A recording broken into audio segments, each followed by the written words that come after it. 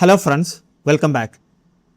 Today we are going to discuss about responsibility centers and standard costing.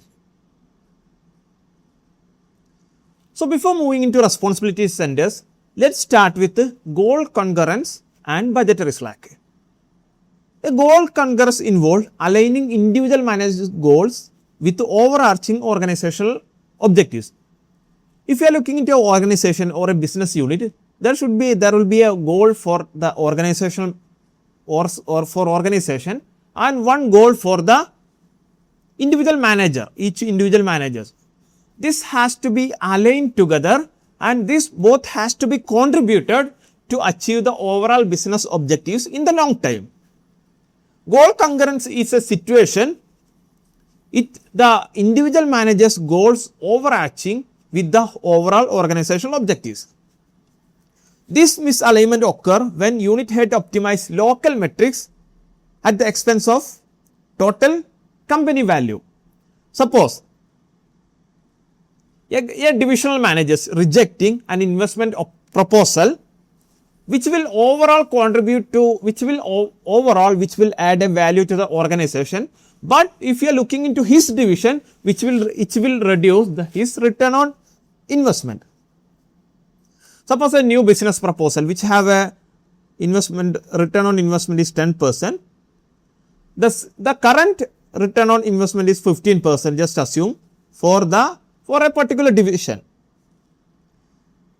This new investment proposal will add additional value to overall organization. But if you are looking into only the divisional rate of return, it may be average between this 15 to 10. So if you are looking into that divisional manager's point of view, his current rate of return is 15%, and if the management or the company implemented this new project, his rate of return will drop. Here is a budgetary slack or goal concurrence. Suppose if the company has looking overall organizational objectives, so the organization has to accept this proposal because it will add additional value to the organization. But sometimes what will happen, this goal concurrence will happen. This divisional manager's goal can be overarched over organizational objectives. This situation what we called goal concurrence. Then the budgetary slack. What is budgetary slack? We know that in an organization, once a budget set, each divisional managers are individually responsible to achieve that numbers. Suppose a sales head agree a sales of 10 million to the board or he budgeted, he is solely responsible to achieve that number. So each managers know that. So budgetary slack is the process of intentionally underestimating planned revenue and overestimating planned cost. So once these sales managers know that the 10 million is his easy target, so he is intentionally underestimating the planned revenue. He is estimating only 9 million. That means he is underestimating planned revenue. So which will misrepresent the true profit potential and misallocate scarce capital input across the organizations. Why the sales managers doing this budgetary slack? For his easy target achievement or for his personal benefit. So which will overall misrepresent true profit potential of the company and misallocate scarce capital or scarce resources across the organization.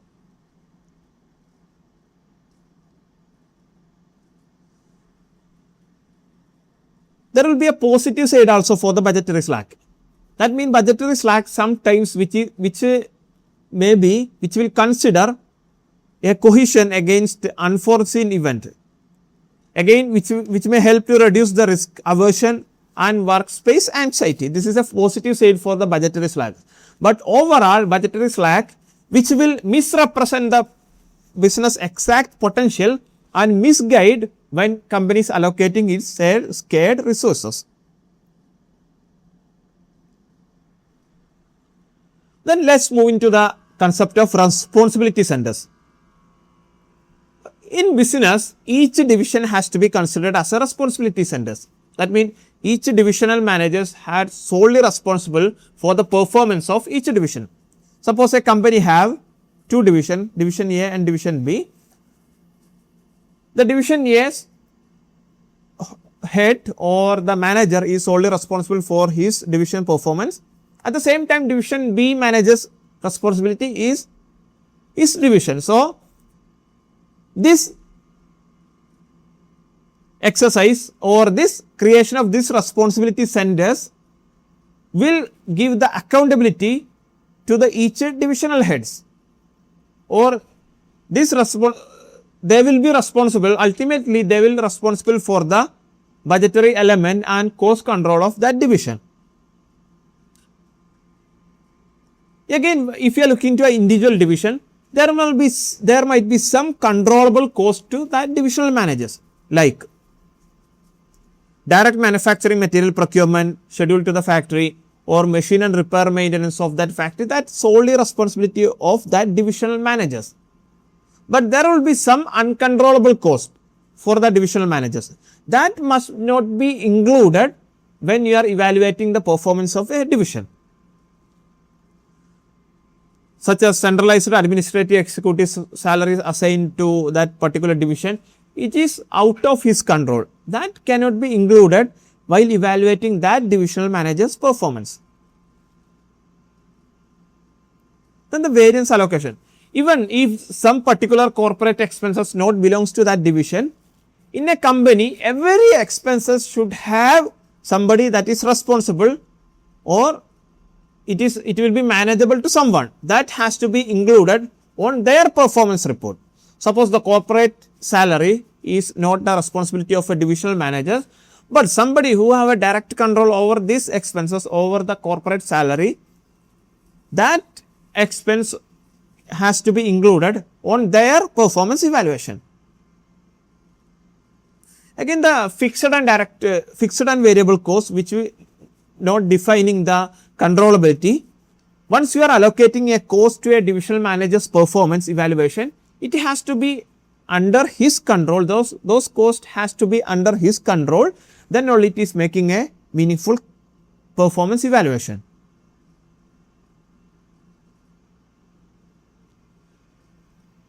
Let's move to next concept, that is standard costing system in the budgeting. What is standard costing? Standard costing is a predetermined manufacturing cost calculated under expected operating conditions. Suppose a management is pre-calculating a product expected manufacturing cost under some predetermined condition. The element of standard cost, first one is standard input. Standard input mean what are the input for a product? Raw material, labor hours. That means standard raw material used for to be used for a product, standard labor hours to be used for a product. These are the standard input. Then the standard price. Standard price mean the expected standard selling price of a product. Then the standard cost. Standard cost mean total manufacturing cost per single unit of output. That means the total expected manufacturing cost to produce a particular product. That is standard cost. Then where we are applying the standard costing? First one, budgeting evaluation. Without a standard cost, the management cannot build a budget and or evaluate a day-to-day or variance analysis is nearly impossible, because the management doesn't know the exact cost of that product for a future period. To build the budget, the management has to set some standard cost and to some standards to build the budget and to build a business case. Again, static versus flexible dynamics or framework. Static budget are using standard cost combined with the planned activity level. Suppose the management is planning to produce 100,000 pieces of a particular product for the next period. Static budget means all the budget are built in accordance to this 100,000 pieces. But when it comes to flexible budgeting, which is recalculate the what plan would look using standard cost combined with the actual activity volume achieved. Suppose the management is under flexible budgeting, the management is expected to produce 100,000 units with a $1 million cost. Under flexible budgeting, the management can recalculate this $1 million if the production volume changed to 120,000 or 90,000 or 50,000. So, the core concept is in the flexible budgeting, the changes in the activity level has to be considered in the budgeting evaluation.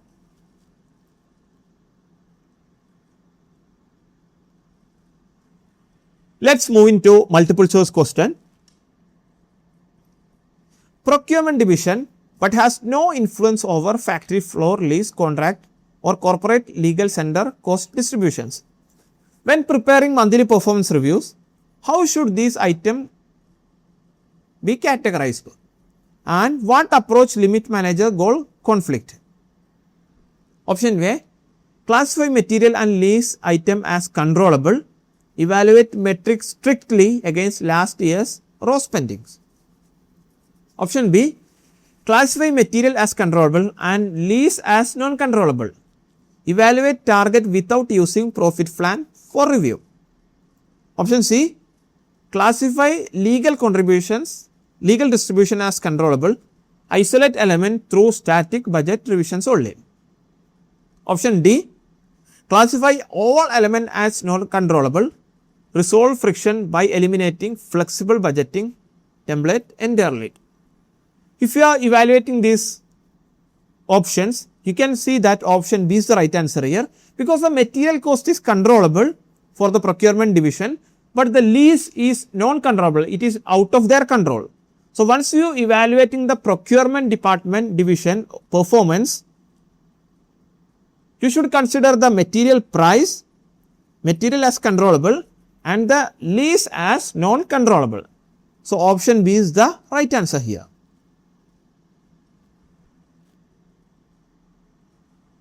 This is about today's discussion.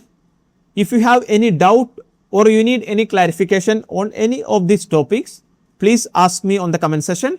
Thank you for watching this video.